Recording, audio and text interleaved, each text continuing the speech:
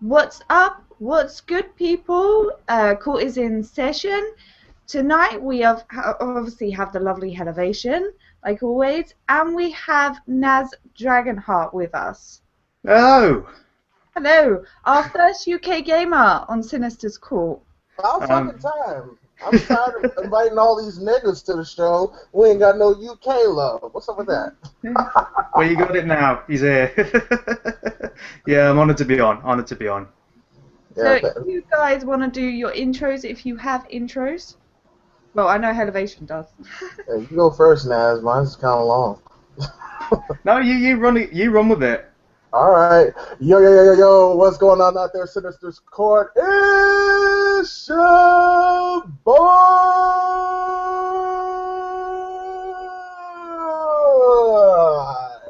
Elevation. What's going on out there, all my Imperials? What is cracking? What is happening? I felt powerful from watching that. Very. I'm empowered. I'm ready for it. Yeah, let's go. And I'm Naz Dragonheart. I run a channel called Talk Play, and we talk and play games, obviously. And that's about it, really, in terms of an intro. Yeah, his channel is called Talk and Let's Play. Or is it just Talk and Play? Talk Play. It's all. Yeah. It's all fine. Everybody's got their own variation of what it actually says. I just let them go with it. I'm just happy to be here. And obviously, like always, I'll have an annotation on the video and his link in the description for you guys who want to go check out him as well. So yeah, let's get the ball rolling. Shall we start it with Call of Duty? Guess we have to. Everyone's like, oh, Call of Duty. So, what is it called? Advanced Warfare. Advanced Warfare. Yeah, the marketing branded name. So 8 blokes got in a room and went, what should we call it? Advanced, yes, something advanced, something new, something good. Warfare, yes, we've used Warfare. We'll have that. Boom. There it goes. Yeah, it's an interesting one. It's very interesting. We've already had Modern Warfare, so we've already had Modern Warfare 3, 2 and 3. They should just call that shit Elysium Warfare. That's what that shit looks like. Motherfucking nano probes in the back of niggas' necks and shit. What the fuck? What do you think they tried to mix it in with what Titanfall was trying to do? Oh, absolutely. They basically just tried to steal Black Ops 2. Like, everybody, see, this problem I have with fucking everybody in the community. All y'all niggas talk shit about fucking Black Ops 2, but why is it that all the fucking developers are trying to copy off the shit? So, obviously, it must have been a great game, because the way that motherfuckers is copying off this shit, it has to be. Yeah, let Black Ops 2 down was the connection, though, I think. Yeah. Yeah, say I've not played a Modern Warfare or Call of Duty game properly since Modern Warfare 3, where I just played the campaign through from that one.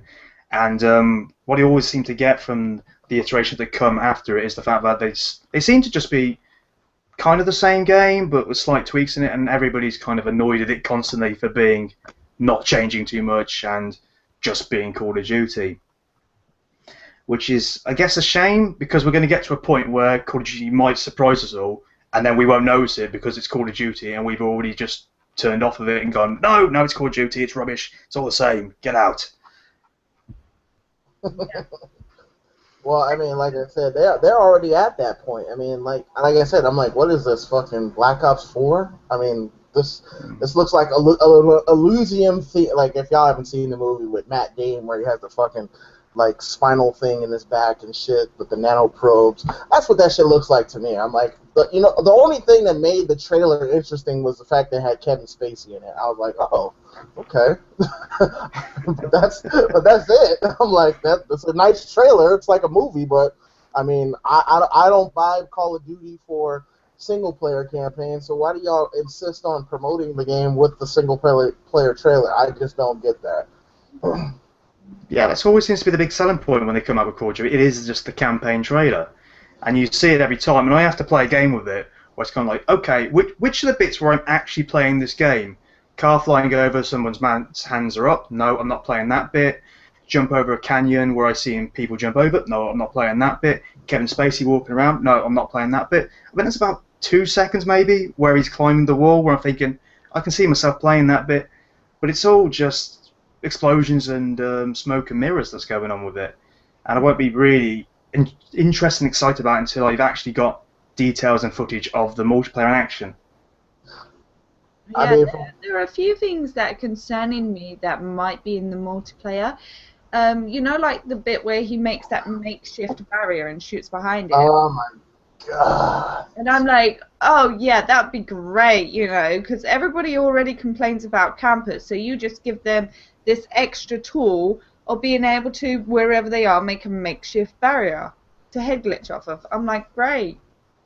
Not only that, I can see that being a way for people to make barricades and block off lanes, which I've always said they should do in a first-person shooter, but the way that Call of Duty's maps are designed and the fact that there's no destructible environments, or there's no way to breach, or there's like no alternate routes that you can take. I mean, it's really gonna clog up the gameplay now. You think camping's bad now? Wait until you play fucking Modern Warfare 4, aka Black Ops 4, aka Advanced Warfare. Oh, God. I wanted to say, actually, I saw this article. I sent it over to Naz. Over here in the UK, we have a controversial party called UKIP, and Kevin Spacey's conversation, well, dialogue, whatever you want to call it, speech in the actual trailer was actually compared to that's what was going to happen to the world if this party UKIP got into Parliament. So, which I thought was hilarious, because I was like, you can't really compare politics to, you know, an entertainment game. Do you know what I mean? Well, one thing about politics that politicians don't realize is that there's more people than police. So all you got to do is get a bunch of guns to the populace, and we can revolt. So I mean, government keeps fucking up too much. It's been known throughout history. We will cut your head off, and we'll make new government. So, but I don't really listen to that. I don't really listen to that notion of, oh, well, the government's gonna get you. I mean, that's the reason why they're trying to take away gun laws and gun rights and shit in most countries and shit, because that's what they fear. You know what I'm saying? They fear that there's more people than police. I'll kill all you motherfuckers. I don't know though, because I know I'm in the UK and I'm not in America, but ultimately I do think there should be more gun control. I'm not saying you Americans should lose your guns, I just think there should be more gun control. I mean, you can say you can have guns for hunting, but you don't need an AK-47 to do that. Well, you can't even get an AK-47 in America now. And fuck that up. Motherfuckers killing kids in school and shit. Whatever happened to just shooting fucking wood and fucking cars and fucking deer and shit? Why the fuck y'all want to kill people now and shit? It's just like, that's why I say, I mean, people say, oh, well, people don't, or guns don't kill people, people don't kill people. I'm like, stupid motherfuckers with guns kill people. I think there should be an IQ education test that you have to go through. That's about anywhere from 6 to 12 weeks. That you have to go through and to get your license to just own a gun, and then you can take further licensing to get your guns. I think that's a good compromise rather than trying to just take away gun rights altogether. Yeah, the thing is it needs to be more than you can just roll up to a gun show and buy a gun. Yeah. You know what I mean? It needs to be more than just that. Like I tend to keep away from this conversation with Americans, because you either get some Americans who don't mind listening, and are having a debate about it, and then you've got some that are like, no, it's my, whatever amendment it is, it's my right to own a gun, the British are coming. So, it's my right. The English might invade, and I'm like, I think if we were going to do that, we would have done that ages ago now. I think so. Shit, y'all got too many financial problems to start a war. That's the reason why y'all like the last to help out. Y'all like, shit, I gotta fix motherfucking trolleys and fucking what was that shit you was telling me about with the floods? I forgot what that shit was called. I got to fix all this shit. And then we got fucking foreigners coming over here and fucking up our economy and shit. We can't help you right now. I give you like 20 soldiers. That help. I think, you know, at the moment we're stuck in between the US and, you know, Europe, where we've got like these kind of, you know, because America is a superpower, let's face it, and then, you know, Europe with the European Union, we're being like dragged either way, you know, like the US expects us to always constantly back them with all their policies, and, you know, the European Union expect us to back them up with all their policies as well. So either way, we're kind of like a little island, like we've always been, sort of in the middle. Excuse me. Yeah, y'all a little island that took over half the damn world, so. Yeah, exactly. Not that bad. Don't count us out yet. I was like, don't fuck with the British. Just to sort of drag you back to the original point about the idea of looking for political truths in entertainment. I know that these kind of entertainment means they can be driven that way. They can be perhaps used to sell a message, but most of the time they are just that. They are just entertainment. There was a lot being made when the Dark Knight trilogy was coming out, that Christopher Nolan was having right-wing views, and Batman was the right-wing hero and all this, and he's doing what's necessary and all that. And it's like, it's a movie.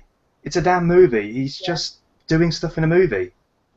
I mean, just like they try to say Star Wars has religious undertones, you know what I'm saying? I'm like, okay, yeah, the Force is God, and fucking the dark side is the devil. I'm like, come on, man, stop putting so much shit into shit. You know what I'm saying? It's just a fucking movie. Yeah, it might have some religious emphasis, but nobody's checking for that. I'm looking at the pretty colors like, ooh, red, blue, the Force, buildings blowing up. Who gives a fuck? I remember when you were a kid, right, and you watched a film and you watched a cartoon or whatever, you know, like, I don't know, say the Warner Brothers when they hit each other over the head with a mallet and whatever. You just, yeah. You didn't look for the message in it. Do you know what I mean?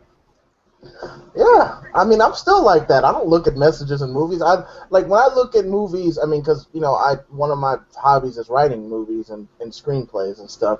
When I look at movies, I look for, you know, what's the movie about? How's the acting?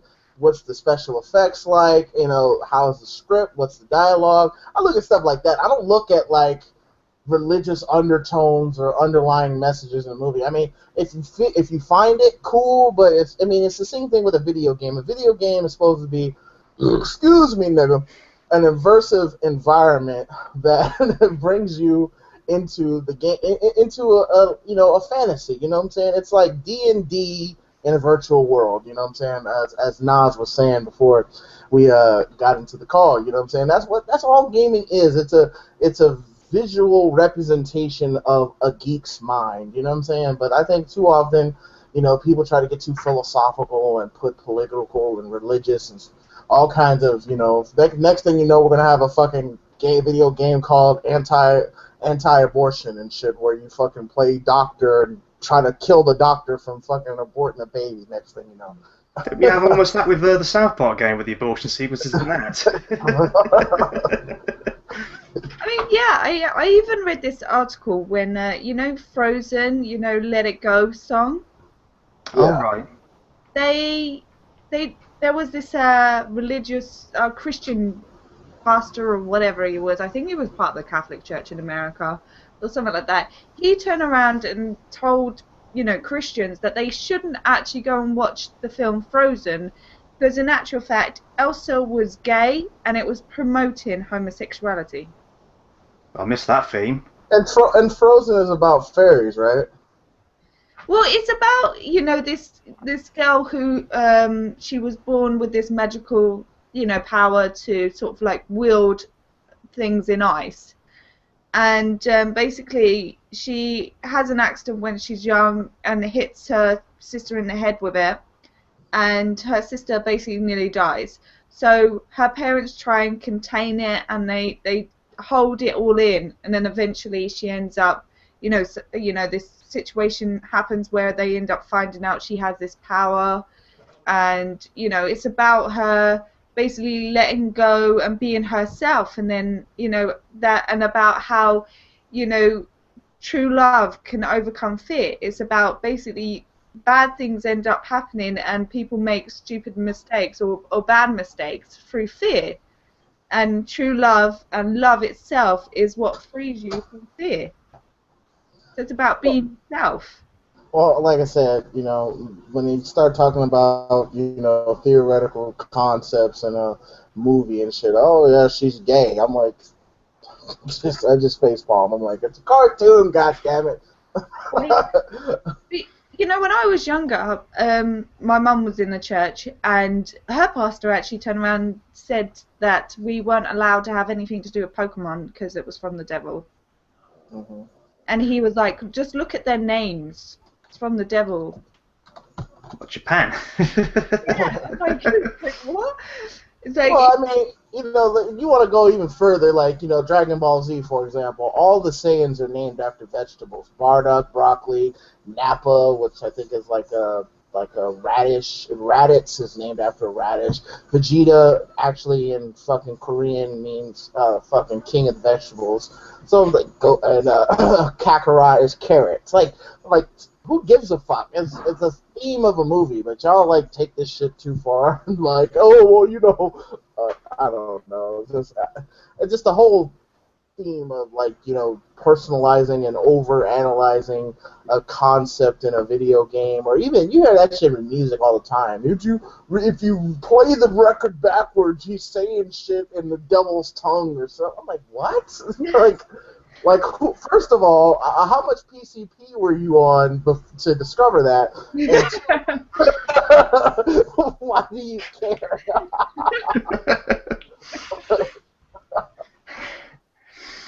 Oh, God. I think at the end of the day, if you've decided to take away a very positive message from a piece of medium, whether that's music, TV, films, games, whatever, if you've taken away a positive message about that, that's fantastic, that's great, but don't go looking for it. Go because you want to be entertained. Go because you want to engage with the medium. Go for those reasons, not to find hidden truths. exactly, because it's just about imagination at the end of the day. I mean, it's like people who analyze their dreams and stuff. Oh, it must mean something. You know, maybe it was just your brain having a nice dream. No, Exactly. don't overanalyze things in life. Life is for living, not for figuring out. Well, you So, figure out life, but so bringing this back full circle, because we all got all in the philosophical shit. Call of Duty advanced homosexuality. So are you guys? Did the trailer entice either one of you guys to buy it, or are you guys more like wait and see? Because from the perks and stuff that I've seen in the game, I don't want to touch that shit with a 10-foot pole. But you know, like I said, we haven't seen the multiplayer trailer. We won't see that until fucking September. So, what do you guys think? I'm not going to pre-order it, so I'm not rushing out to go pre-order it and buy it now. I'll probably get nearer the time, wait until things actually come out about it, and then might pick it up. Yeah, I feel like I'm in the same boat there. I'm waiting for information. There's a lot of interesting themes that are going on in the trailer. Stuff about PMCs and war economies, and I'd love it if that kind of stuff was integrated into the multiplayer campaign itself, where there was some kind of economy and that would be used for ranking and hiring players for clans, perhaps buying some kind of like booster perks, a lot like in Titanfall with the booster card system, maybe a few things like that.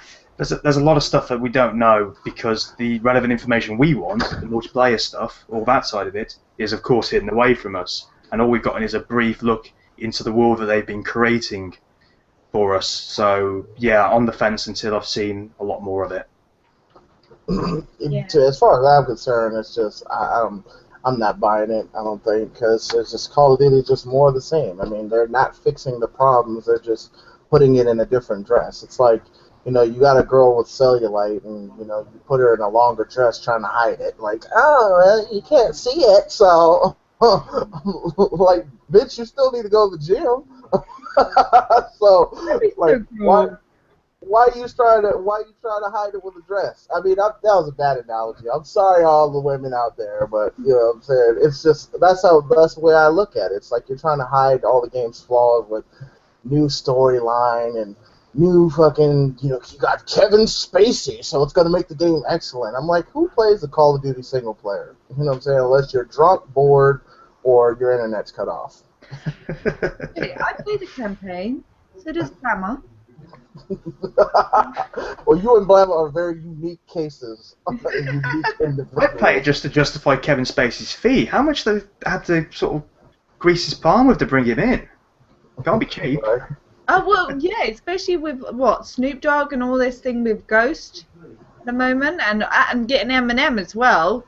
You know, they're obviously pumping a lot of money into trying vamping up Call of Duty to get the sales up. But I think Mm-hmm. they should just fix the game. Yeah, it's interesting. I haven't heard any kind of figures coming out from Ghost. There's certainly no been bragging about, oh, this is the best year for Call of Duty. Ghost has sold so well. I haven't heard any of that, which is worrying, very worrying. Yeah, exactly. So, especially as I think it was on like Xbox when Titanfall came out, it was like hardly any people were on Call of Duty Ghost.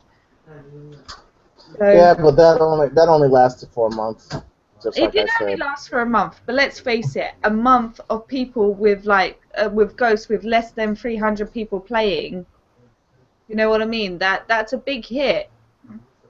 I mean, it's a big hit, but at the same time, I think Titanfall kind of did Call of Duty a favor, and it showed people like how much Call of Duty really means to the community. That's why I think everybody's hype about the game because Titanfall was trash, just like I said it was gonna be. You know what I'm saying? And so didn't sell well, didn't have that much player retention, didn't have even that many people online, it didn't sell very many Xbox units. So at the end of the day, Titanfall was a flop. So, and people look at that and they're like, at least with Call of Duty, I can play it all year long, on and off. You might get frustrated, you might get irritated, you might get sick of all the bullshit, but you can play it off and on, off and on, off and on, and you get your money's worth. I mean, you spend $60, $120 if you buy the DLC, map packs or whatever, and you pretty much get your money's worth. I mean, it's hard to admit, but with Call of Duty, you get your money's worth, even if the game sucks. You just look forward to the next game. But, with Titanfall, it's like, I don't even think people are going to go out and buy the next Titanfall, to be honest with you. I really think they do actually. I feel that the Titanfall that we've gotten released at the minute, the first game, that's kind of a test bed for what's to come. They were putting out a lot of different ideas. It's the idea of having those Titans down there. The AI in them was a little bit crappy, but they can always fine tune that and make that a lot better. The idea of having something to always shoot. It's a lot like a MOBA in that sense, sort of like there's lots of things to shoot, and that frustration of like not getting any kills in Call of Duty is sort of abated, and it brings in new people in who are like Call of Duty but don't get the kills and stuff like that. They've now got something to kill. But I believe you've said this previously. It was just short. It was just a short game, and it didn't justify the premium price tag that it got. But I think if they take a good look at it, see what works, see what didn't work, expand the content further, more maps and all the rest of it, I think it could be a real danger to Call of Duty. But it's very telling from the fact they've released it in March that they aren't ready quite yet for that. Well, look at it this way, and Sinister will understand what I'm talking about. If you're an investor, you know what I'm saying, and you have very little experience with video games, you're just an investor.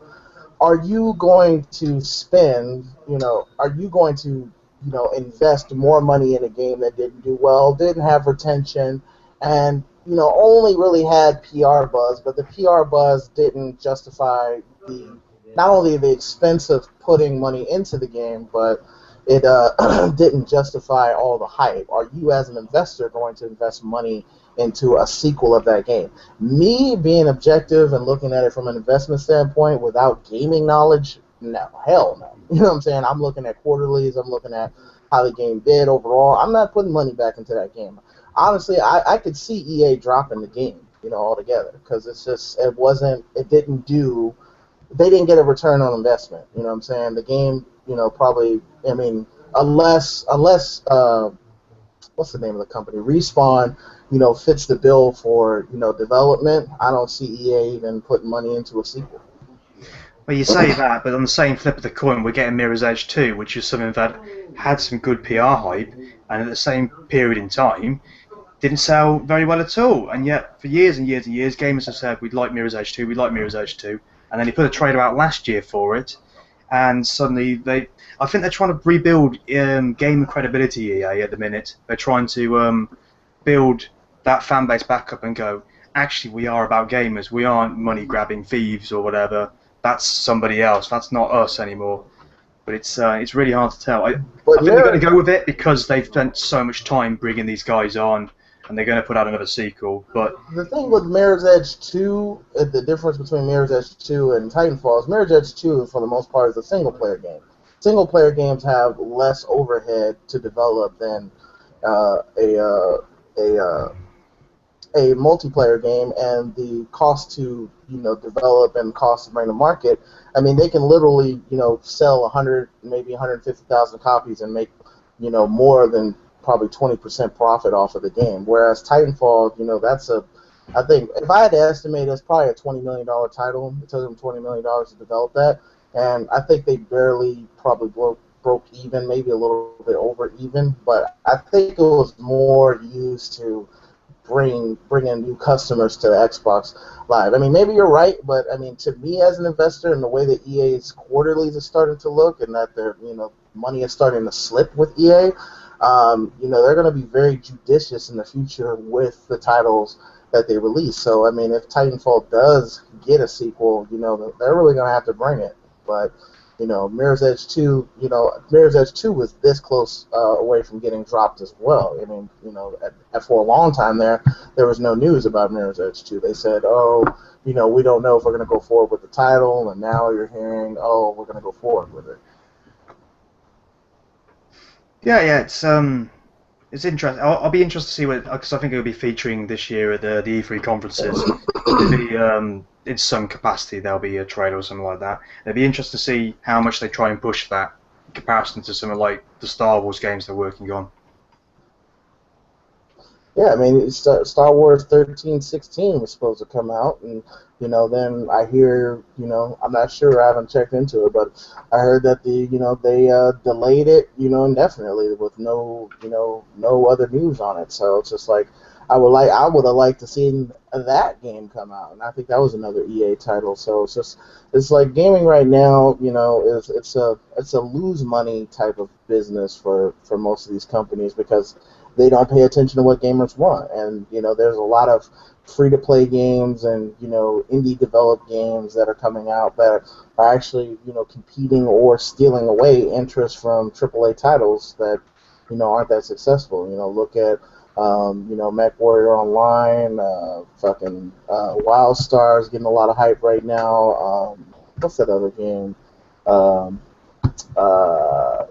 Eve Online, and then of course, what's the other shooter that came out for PS that's a free to play on PS4? Warframe. Warframe, and the other one. What's the name of that? It's made on the Unreal Engine. I can't even think of the name of it right now.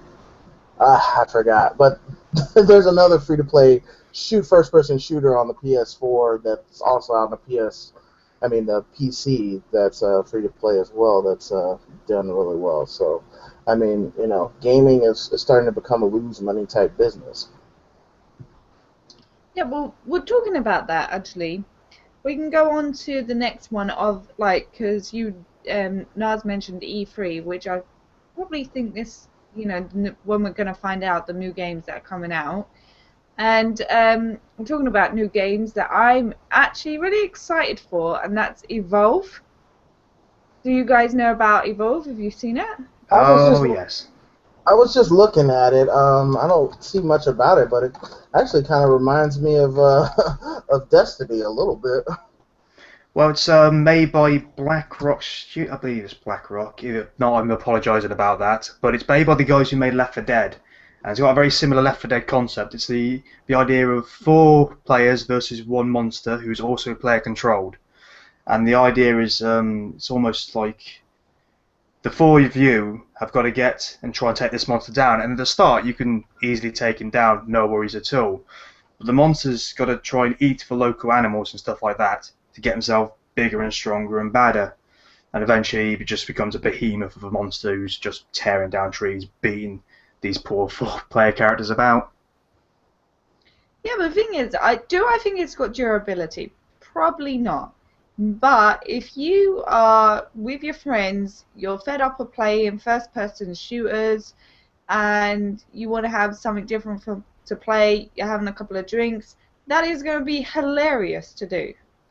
Oh, it's going to be amazing fun. It's going to be the new Left 4 Dead, because I'm still playing Left 4 Dead to this day with my friends, just because I'm playing it with my friends. And it's the same 5, 10 maps, whatever it is, on there at the minute. Actually, from the looks of it, it reminds me, especially since, oh wait, no, that's not the same company. But what it reminds me of is actually Borderlands 2. And a lot of people, when Borderlands 2 came out, they didn't think it was going to be as good of a game as it was. But I've been saying for a long time that co-op is the new direction that gaming should be going. Because, I mean, you know, it's one thing to play a multiplayer and kill people online, but it's another thing to be in an immersive adventure type, you know, video or online video game environment. You can play with a party, and you're just trying to conquer this world. And Evolve kind of looks like it's expanding on that a little bit. It looks like it's kind of taking notes from Borderlands 2 and then adding a first-person shooter type element with a PvP mix into it. I mean, the game, from what I'm looking at from the images, it looks like it can be a really, really great game. You know, it's one of those games that kind of looks understated, but so did Borderlands 2, and Borderlands 2 won Game of the Year. So, well, that's you know, what I think I love about it is that it's team element as well. You can't have these. You can't play Evolve and be like, that's it. I want to be this. I want to, you know, and go off and be your own. When you're in the team, each team has a certain thing that they have to do, and a team can't accomplish the goal unless you work as a team. So it can't be like, oh, you know, like Call of Duty, it's like, oh, well, my KD is higher than yours. I'm at the top of the lobby. I'm this and that and that. And it doesn't really have that competitive spirit to it, although it does a little bit because obviously one of your mates is going to be the monster. You know what I mean? So, yeah. But I think it's like playing tag, really, isn't it? You know? Yeah. It's like a version of tag. You've got to go tag your friend who's the monster. So, and it's whether the monster is able to get away and get big enough to actually then go and chase them. So, yeah, I mean, it's hilarious. Imagine having a couple of drinks with your friends, being on your headset. You know, it will be hilarious. I'm looking forward to it. yeah, I think I mean, I don't know if this game's coming out this year or not, but you know, it definitely looks like it has a massive potential. You know, like I said, and I've been saying for years, you know, the model for gaming is co-op. You know what I'm saying? I don't know why we've gotten away from it. You know what I'm saying? And it's just like, you know, MMORPGs are, you know, still statically popular. You know, first-person shooters it's like it requires too many elements to make a first-person shooter great, and I think a lot of companies don't want to invest the time and the resources to make a game like that successful, whereas you can put a game up like Borderlands 2 where you have your own little static world, and, you know, it's easier to develop for, it's easier to code for, and it's easier to maintain, whereas a multiplayer, you got to constantly put out patches, you got to constantly answer to the demands of the community. It just becomes too much of a headache to deal with a first-person shooter multiplayer. So I definitely think Evolve has massive potential, and, you know, thanks Sinister, that's going to be on my checklist and radar now. It's actually coming out in fall this year. Oh, fall is it? That's going to be very interesting, and whether it's going to be pitted up against the big games that are coming out this year, because there's a big pile of stuff coming in at the end of October. I couldn't name anything particularly for you in there, other than perhaps the new Batman game. There's a few others around that area, but I completely agree with you. I think co-op is the way it should be going, that the industry should be going. We should because gaming is a shared experience. We're all playing, we're all experiencing these games, and we should be able to share in that in some way or another. Yeah, I mean that's what made Borderlands fun. Yeah, I mean, and that's what YouTube is really, isn't it? It's just like a bunch of people who just want to share their gameplay. You know, they are Yeah. a good match or they have something to say about the game, and that's what they do. They put it on YouTube. So, what better to be having a night, a night in, I should say, and enjoying a game with your friends. Because I always think that games should up the social side of things. I think Mhm. that's what actually made Call of Duty what it is because it's so social. I mean, even Battlefield are suddenly jumping on the bandwagon now, which I'm quite glad about because on Battlefield 4 now we have the squads beta going on where you can actually join up in a squad in the multiplayer menu. You can jump up, you can join up in a squad, and then you choose what you want to do, whether you want to go conquest, team deathmatch, whatever, and then they put you in a server that best suits your squad, and that is excellent. Oh, I've been waiting for that for ages. It's kind of the reason why I stopped playing Battlefield because I hated being separated from my mates. It's just like, oh, well, he's gone off in one direction. I'll have to go out and then follow him and wait in the queue and whatever. But that squad system is so good for that now. You just go in there and there's no fuss. You're all together. Um, yeah, I really like um, Battlefield 4 for the fact that it's not about kills. It's not about how many kills can you get and all the rest of it. It's about, once again, it's playing a role. It's being a part of a squad, being a part of a team, being a part of a force, and you can go around shooting if you're good at that, or you can go out healing, providing ammo. You can get to the top of the leaderboard without doing too much killing if that's the way you want to go. Yeah, Ah, exactly. I agree with you. I mean, it's like I was playing last night with a couple of guys that I play with, and one of the guys was having like a bad night, and he was like, "Oh, sorry guys, I'm not doing really well," but he was just going around, reviving, and I said to him, I was like, "But you're helping the team by reviving, you know? All right, you're having, a bad connection night or whatever, but and plus he had had a few beers by then." So, the alcohol was, making him not be as good. So, and I said to him, you're helping the team out by reviving. You're taking away the ticket from the other team by picking up your friends. That's helping the team. the Yeah. problem I have with Battlefield, always have, well, except for Bad Company, is that Battlefield tries too much to be like Call of Duty now. You know what I'm saying? It's like, Battlefield 3 was kind of like, it was in the middle. It kind of was, it still had remnants from the old Battlefield, but it was trying to, kind of incorporate the Call of Duty crowd. And I just think that Battlefield, should really expand upon its war simulation roots. I mean, and just really start specializing in that, but add the social features that Call of Duty has, like being able to communicate in lobbies and being able to talk to each other within games a lot easier, and party matching. Like if it just expands on the social aspects, I think Battlefield could easily overtake Call of Duty, even though it's not directly in competition with it. And I think that's what Battlefield needs to really focus on. Getting a practice mode and getting theater mode and getting some of the things that that make the social aspects of a first-person shooter great, but focus on its war simulation roots. Because that's what it is. It's a big. You guys get in a map. You guys are fighting a war with each other. Using vehicles, using tools, using rocket launchers, reviving. I mean, it's a war. You know what I'm saying?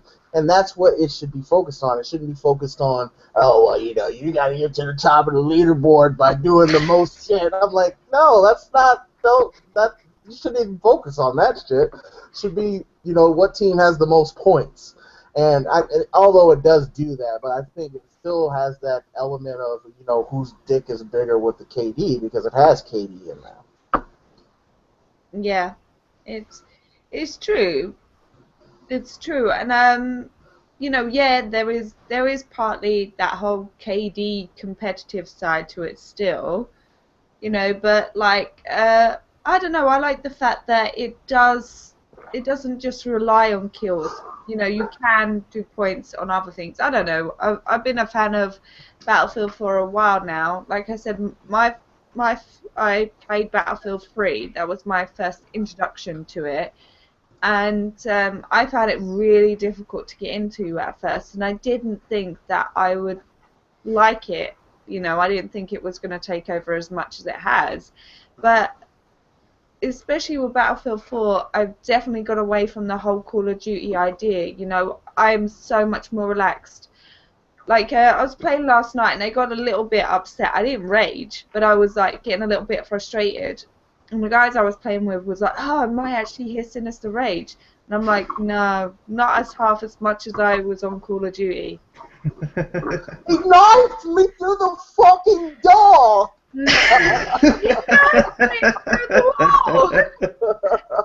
That's so funny.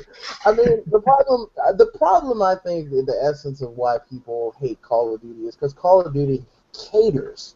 You know what I'm saying? It's like, you know, a first-person shooter is about stick skills, gun skills, and, you know, who has the best techniques. Not who can out-camp the person the best, not who has the best map awareness, or not who has the best team strategy. That's never what first-person shooters have been about. Go back to Unreal Tournament, go back to Counter-Strike. You know what I'm saying? Like, the roots of first-person shooter. I mean, hell, even Doom. You know what I'm saying? Like, a first-person shooter essence is supposed to focus on gunplay, and I think Call of Duty caters to, you know, fucking bitches sitting in a fucking corner, or snipers, you know what I'm saying? And it's just, that's what I think really annoys people about Call of Duty. I mean, because we could take all the other bullshit. We can take lag. We've been dealing with lag in video games since fucking the internet. I mean, we can take, you know, the disconnects. We can take, you know, fucking somebody, you know, dominating and raining down kill streaks. But when you have fucking campers in a lobby and you're getting raped by a fucking other team, it makes it not fun. And you're just like, I rage quit. So Call of Duty really needs to focus on bringing the gun-on-gun skill back, and I think that's what Black Ops 2 really kind of did. It sped up the gameplay. It just didn't execute it well as far as having the snipers and the fucking bitch-made tools in the game. But, you know, that's what I think the reason why Call of Duty is such a hated title. Yeah, okay. We'll just leave that there. We'll let that sit and just absorb that. You know, I'm not disagreeing with you there. I'm sorry. I think at the end of the day, with Battlefield, it gives you the choice, which Call of Duty will never ever be able to give you. It gives you the choice of doing something else other than shooting somebody in the face. Yeah. It gives you a choice. Well, I mean, that's why. What's fun as well that Ghost actually took away is, remember in Black Ops 2 on YouTube you had so many trolling videos. Everybody was able to go on Ghost. You know, they were Black Ops 2. They were able to troll.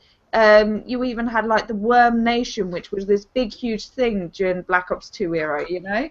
And Ghost just has none of that. It's so boring. But then in Battlefield, you got, you know, these guys who will put loads of C4 on, you know, wood fight things, and, you know, and all those sort of things. You can have so much fun just messing around, not even playing the objective with your friends in Battlefield. You know, you can do loads of things like, you know, I don't know, get in a helicopter and try and fly it, but really crash into the floor. Yeah. My favourite one with Battlefield 4 is there's one of this guy's teammates on the floor, and he's getting the revive pads and he's rubbing them together, and then one of the opposite team members jumps on top of his corpse. Shock pads go down, it kills the guy. It's like, what? Why would you do that? I mean, I was playing once with one of my friends, and he actually, we were in one of those like dune buggy things, and he just drove straight into the rock. Oh, out into this rock. I was like, okay. If you say that, we actually both died. It was hilarious. Like, you just killed us by driving into a rock. Yeah, and that's the other thing. I mean, games are supposed to be fun, you know what I'm saying? And I think Call of Duty has just gotten to the point where it's just too serious. You know, you got MLG, which is Major League Gays. You know, you got fucking all these. You know, I'm a pro. I'm a fucking pro sniper. I'm a pro fucking. You know. What's the name of that fucking team? I'm pro optic. I'm pro Stumpy. You know, like it's so gay. You know what I'm saying? And that's why Battlefield is just it shits on it with quality, but you know, it's just Battlefield's missing that social clean funk features that would just make it, you know, make it really just blow Call of Duty out of the water. And the fact that, you know, you can't, you know, capture gameplay with you know, fucking the built-in theater mode, and you know, the social features still aren't up to snuff quite yet. You know, it's just, it kind of holds Battlefield back, and the fact that it tries to be Call of Duty, I'm like, just do you, boo boo. Don't try to copy Call of. Don't try to copy Call of Duty. Yeah, exactly. Like, stop trying. Like, you ever seen that guy or girl, like, you know, Lady Sinister know what I'm talking about. You know, that you have that home girl, and she's always trying to one up you. You know, she'll go buy the same dress as you and be like, "Oh, my tits look better." You'll buy a new purse and she'll buy the same purse. It's just like, why are you fucking competing with me? We were supposed to be friends. Well, I don't want you to fucking look better than me. What? That doesn't make any sense. Women do that all the time. It's so annoying. I hate being around women. Exactly. I do, because it's like, you know, as a woman, when you're getting ready to go out and whatever, you're always like, there's always this one friend of a friend, you know what I mean, who's like that, and it's like, oh, God. You know, all this sort of sly compliments. They'll go, oh, I like your hair. I wish I had hair like yours. And then you're exposed to give some superficial compliment back. And I'm like, and I just tend to go, yeah, I know, my hair's nice. Then the next week she has her hair done the same exact way that you do. It's just, it's fucking retarded. So, anyway, enough about Battlefield and Call of Duty. So, what do you guys expect for gaming on? Well, you know, I don't know if you both are console players, but what do you guys both expect from your consoles this year? Like, what is it that you guys want to see? Oh, who wants to go first? I'll take a run at it. Why not? Well, I've already had one of the things unlocked for me personally, in the fact that I'm able to connect a capture box up to my PlayStation 4 now, and I'm able to actually get the footage myself, as opposed to not have the footage myself. I could have used the stuff that you upload to Facebook and whatever, but I don't want the quality taken away with it, because as much as YouTube might rob you of quality, PlayStation 4 and Facebook rob you of so much more. It's untrue. It's like, you know, all that quality you're seeing on the screen? Yes, we'll have that. Oh God, why? But I think it's just a lot of the social aspects. There feels a lot like there's stuff that they've talked about, but that is still missing. That I still don't feel like it's quite a connected world. I mean, it's better than it was. Certainly, it's better than a big list of people going, there's a username, there's a profile pictures and whatever. I'm getting more information now in terms of who I'm friends with online. But it feels like there's still a missing connection. There still needs to be something further from it. I'm also would be excited to see PlayStation 4's streaming service. Their stream service. We in the UK are not seeing that at the minute, but I know they're beta trying to get out in the US, and I'd really be interested to see what the kind of news is on that, what kind of the feedback is coming from that, because I think that could be the future way things go, sort of like Netflix-style streaming services for video games. I mean, what about you? For me, I don't know. I think definitely we need some more games. That is a definite. That's kind of like, you know, with the PS4, the graphics and that, I'm probably about the only one who would say this, but that's because I'm quite a private person. You know, the whole now, you know, like, oh, a real name request. Like, what the hell is that? Why can't you just have a gamer tag? Why do you need to know my real name? And seeing friends of your friends. Oh yeah, great, because I want people to find me easy. You know. I don't want, you know what, the thing is I get so many friend requests, well, like, you know, yeah, friend requests on there. So, you know, and it's people that I haven't even talked to, and I prefer to add people that I've actually had a conversation with, you know what I mean? Because I started doing this where I did add sort of random people, and then I'm in a party chat playing with my friend. This guy comes in, keeps calling me, he was like, I don't know whether he was American or trying to be American, but he kept calling me a brummie and telling me he loved me. And I was just like, you know, when you think I just don't need these weirdos, so, you know, I completely, you know, I was like, delete, block, you know, I'm not having that. So, you know, I don't know, I kind of hate the fact that people can find me quite easily, look down my friends list.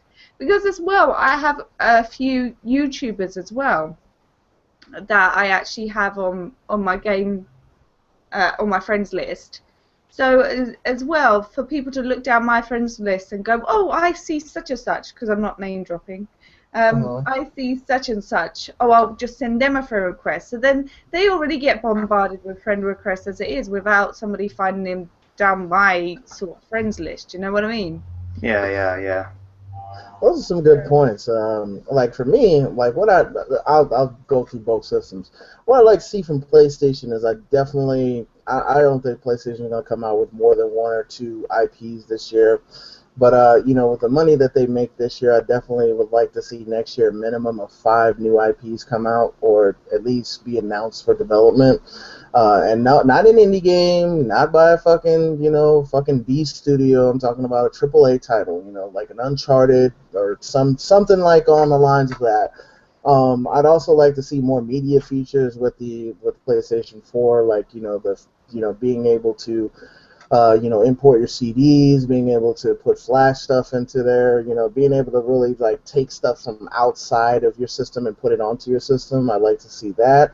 I'd like to see the interface for the internet upgraded, and I'd like to see some of those social features that you guys were talking about. Some of the things that actually come native to Xbox and are overlooked or oversighted by PlayStation. I mean, because you do want to privatize your friends list. You game because you want to be anonymity. You want to escape from your real life. You don't want I'm not Nikki on here. I'm Sinister. You know what I'm saying? Right.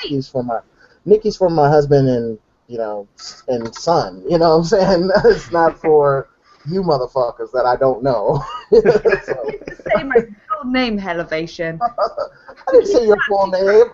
I'm just Sinister, okay? Everybody knows that. Hey, No, you're not. No, it's not the fact that I'm ashamed or anything of my real name. It's just like I just don't, that's why you have a gamer tag. Why, otherwise, and this whole connection to Facebook as well. Well, I mean, I get it. Yeah, you want to go on there to game. I don't know why it has to be about real names and and I hate that because I've actually done mine where it's not my real name on there. I haven't connected to it to Facebook. So if you send me a name request, it will still have my gamer tag name on there. You will not have my real name on there. And if I play with you, you will know my real name anyway.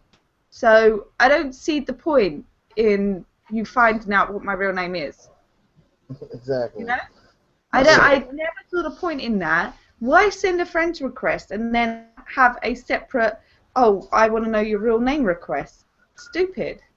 Well, I mean, like I said, that's what I think too. And Xbox, we got some work to do. Xbox. Let me talk to you for a minute before we end the show.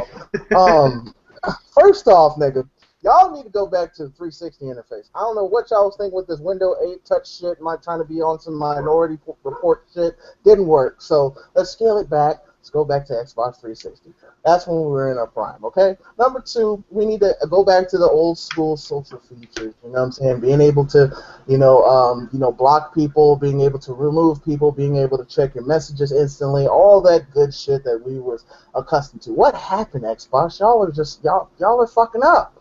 Then number 3, where's all these titles that y'all promised us? We got all this money. Y'all talking about y'all got 15 titles in development. I ain't heard about 2. You know what I'm saying? So that's the other thing. And then number three, I definitely, as much money as they put into the Kinect and as much emphasis that they put onto the Kinect, I'd like to see some custom Kinect titles. I don't want to see an add-on Kinect title. Like, I want to see more titles like Kinect Fighters and I think they had, I forgot the name of that adventure game that they have for the Kinect, but I'd like to see more titles like that that take advantage of motion tracking. You know what I'm saying? I would love to see some stuff like that, and you know, put the indie marketplace back on. Why are you letting PlayStation outdo you at what you guys started? You know what I'm saying? The Xbox was the first one to fucking have the indie marketplace, but now PlayStation took over indie development. I just don't get that. So, you know, Xbox got some shit to do. They need to get rid. They need to be able to disable HD PVR features and DVR features for like cable. They need to be able to, you know, switch between the media side and the gaming side. The Xbox has got a lot of work to do. A lot. So I assume you're not excited about the upcoming TV shows they're going to be producing for Xbox. Stuff like the Halo one. It's bad enough I have all these shows on TV that I'm interested in, you know what I'm saying? And now, you know, you want me to incorporate my television watching into my gaming console. I just don't get that. A gaming console should be a gaming console. I mean, I understand why, because, you know, there's people out there like, you know, Sinister that are like, fuck PC. I don't need to build a PC. I got a laptop. So, you know, if I want to watch Netflix, I should be able to watch it on my goddamn Xbox, nigga. But, you know, and not everybody is like that. You know what I'm saying? I don't need Netflix. I don't need Hulu. I don't need fucking Vimeo. I don't need all this bullshit. Just give me my video games and give me my indie games, and I'm good. So, before we go, Naz, what do you think about UK gaming? Do you think it needs to be more out there? In terms of what, us playing games or making games or whatever? Yeah, making games and us, you know, UK gamers getting out there. I think we get overpowered a lot, I guess, by the American guys, because you guys just pump out so much stuff, it's unbelievable. But in terms of the gaming scene, I think we're starting upcoming. We're starting to get into it a bit more. There's been a few more indie guys from the UK in particular sort of getting out there. There's stuff that we've done like Stanley Parable, which is phenomenal. It's just so inventive and stuff like that. And you know, we're going to be helped even further along with the recent UK tax breaks that we're having for the industry. And it's kind of we're getting there slowly, but it feels like we used to do loads of really cool stuff, and then we kind of stopped. Because of tax or whatever reason, Canada started. Because of Thatcher. That's why we stopped. Thatcher! Damn you, Thatcher! You come in over here and you control our country and you take away our video games. You demand video games and freedom. Those are the two things. My milk, god damn it! Can I give y'all an outside perspective from, you know, somebody who's, you know, very interested in technology and the technology industry? The UK actually is a pretty centralized part of the well, is it the West? No. Well, let's just say Europe. Y'all are a pretty centralized portion of the technological market in Europe, but I don't understand why there isn't enough of a development culture. Maybe it's financing, maybe it's, I don't know, maybe regulated. Maybe you guys are regulated in some sort. I think also, like, even on YouTube, you see the UK gamers are kind of, you know, although when y'all meet, y'all are like, oh, go gung-ho, you know, pro UK. It's like, you know, before that, it's like y'all are kind of segregated. Y'all, like, kind of stay in your own lane and, like, do your own thing, and y'all don't really fuck with too many other gamers for the most part. You know, it's like to reach out to, like, you know, Total Biscuit or, you know, some of these other, you know, big UK guys, it's like, you know, fuck off, you know, or fuck about, you know, get on my face. You know what I'm saying? You know, you guys keep your circles close. So I think you guys need to kind of open up a little more and, like, you know, bring more of that unity. I mean, just bringing you on the show, Naz, was a challenge, you know. You know, I was saying that to him, it's like, yeah, I definitely want to get more UK gamers on because, you know, definitely give a variety of people, like actual gamers. And yeah, it is hard to get UK people. I think with the UK though, we have this social stigma, well, not social stigma, but it's like a sort of social etiquette. You know, like other people from other countries and cultures come over here and they're like, ugh, this is so weird. Because it's like, you know, you have to say please and thank you, and you have to stand in, like Americans, I do not get it. Why do you guys not say goodbye? Like the amount of times I watch a film or whatever, and it's like, yeah, I finished the call. Where's the bye? You know, let us know that the call is finished. Hey, Because I it want to takes have British another people question. 20 minutes to finish the call. It's like, oh, bye, I'll see you later. No, I'll see you later. Are you sure you want to see you later? Oh, it's fine, fine. Goodbye, Yeah, goodbye, Well, goodbye, ask goodbye. Nick, exactly like ask that. It's like Nikki. I goodbye. just say, Okay, goodbye. ask Nikki. I just Bye. Bye. ask Nikki. I just say bye, nigga. Yeah, And just- yeah. It's like, and I'm like, we're supposed to do this whole goodbye thing, you know, like that's how we do it in the UK. We have this like social etiquette that we have to do, you know. You don't do this and you don't do that, and we're very much in our lane, you know. That's how we are. It's like, oh, that person might need help, but if I go and ask them, if I say and offer them some help, they might not want my help, and they might get offended because I've offered help. You know what I mean? And we do all that rather than actually going over and just helping that person across the road or whatever. We just sit there and go, should I do it? Should I do it? Like, I mean, Americans we're very abrasive and rude. But at the same time, that's kind of what like y'all UK people, y'all hate Americans for that. But at the same time, that's what makes y'all love it because we put it in your face. We're like, bitch, you need help? Oh, I'm helping you. You know what I'm saying? Like, like we'll be like, oh shit, you got shit on your shoe, bitch. Like, wipe that off. You know? Whereas in America, like in the UK, it's more like, like, pardon me, excuse me, it's just like. Just get it out, because by that time, the motherfucker's irritated, they want to punch you in the face. I'm like, would you stop touching me? But it's even just like public transport. We could be on a train or a bus or something like that, and if somebody dare say a word to you, you go, yeah, all right, all right. But in your head, you're thinking, why did you talk to me? Why did you open your mouth? Do we know each other? What are you doing? Just go away, go away. yeah, Exactly. social interaction? What? I didn't ask for this. Why me? Just find somebody else. Yeah, that's usually what it is. Like, no, fun. And the thing is, as well, like when you're growing up, there's certain jobs that you're supposed to do as well. Like if you're successful, you're going to be a banker, you're going to be this, you're going to be that. We're very stigma in what we see as an successful job. When you're meeting someone new in the UK, it's like, oh, hello, what's your name? What do you do as a job? You know what I mean? It's like, and it all depends on how successful you are, is what kind of, do you have an office job?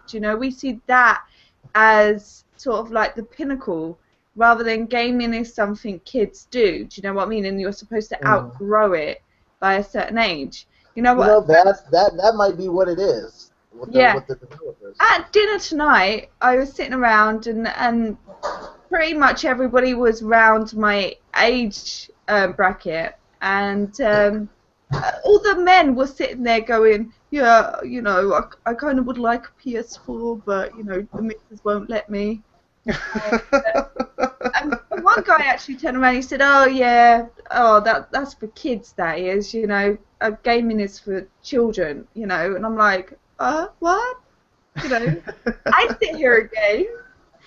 Oh God, it makes me glad I'm kind of a child deep down inside me. When I bought my PlayStation 4, I was weighing up what I had in my bank account, and it was kind of like, if I buy this thing now, I'm gonna have no money left.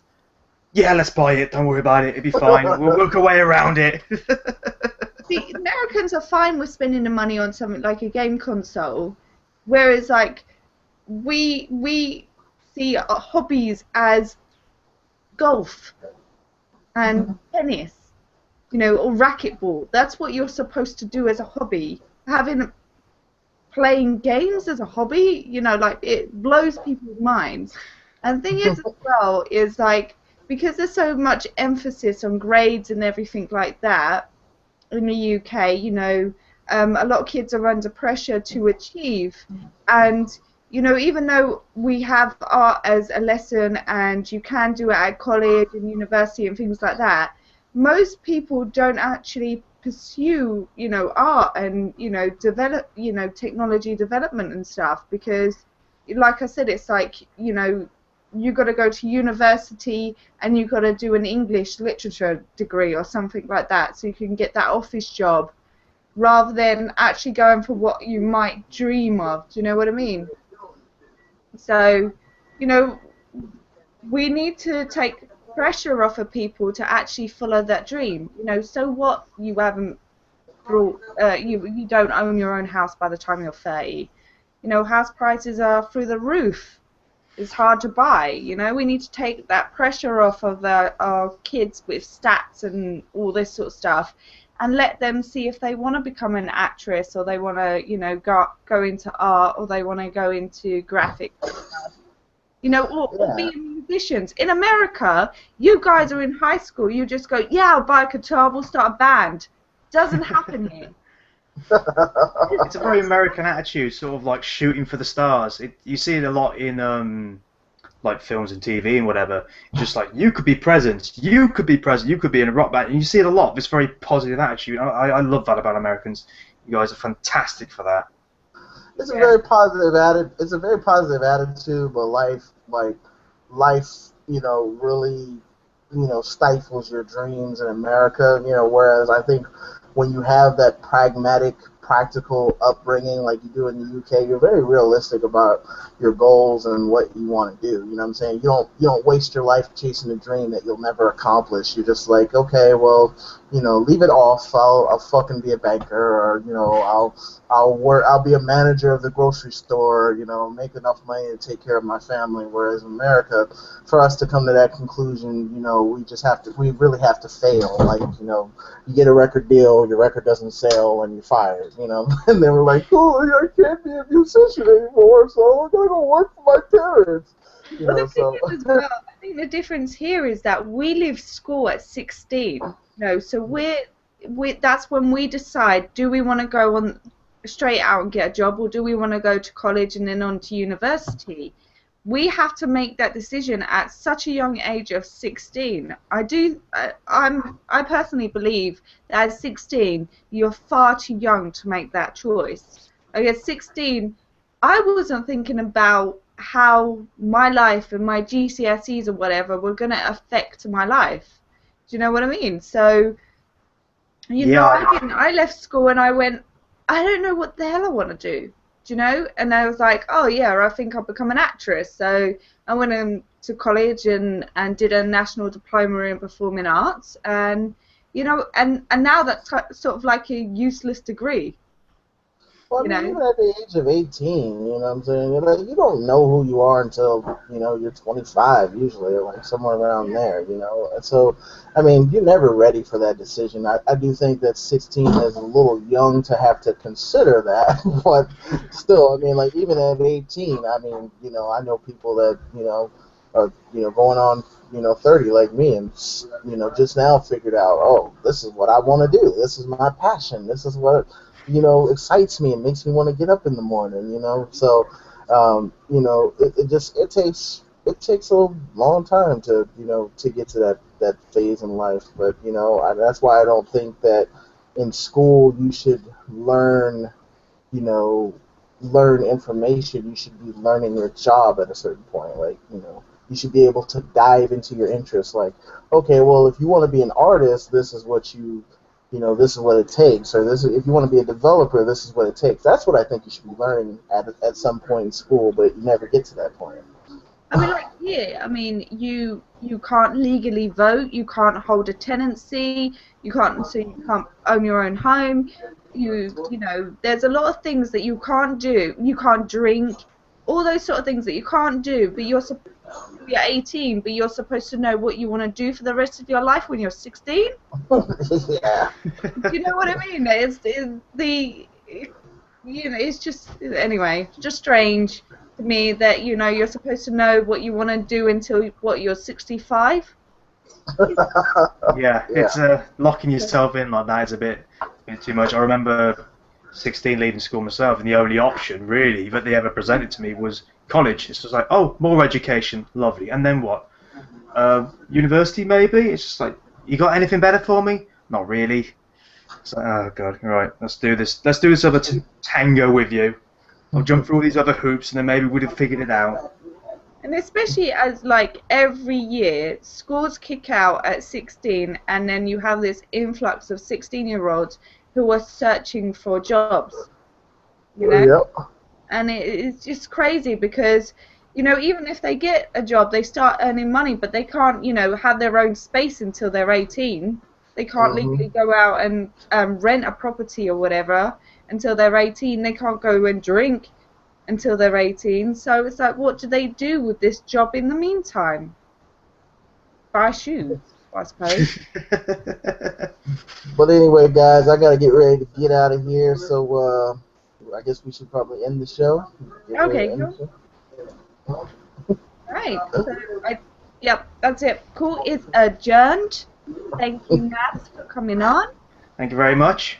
As always, a lovely elevation. And yeah, so You're the lovely one with all that cleavage. So yeah, the conclusion, I have come to my conclusion, Call of Duty sucks. And